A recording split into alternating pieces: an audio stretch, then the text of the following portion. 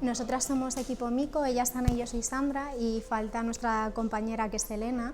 Elena y yo somos arquitectas y Ana es maestra, y creo que bueno, eso para nosotras es uno de nuestros puntos más importantes, ¿no? Que convergen al final la educación con la arquitectura, creando un equipo multidisciplinar.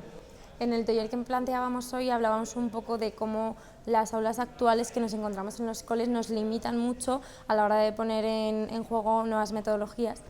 Lo que planteábamos era un aula vacía con sus 4 paredes y de manera que los diferentes profesores que han estado en el taller fueran planteando cómo y les gustaría transformar su aula a partir de elementos como el color, la luz, el mobiliario. Por ejemplo, una de las actividades ha sido darles a elegir entre sillas o mesas que tienes en tu aula. ¿Por qué?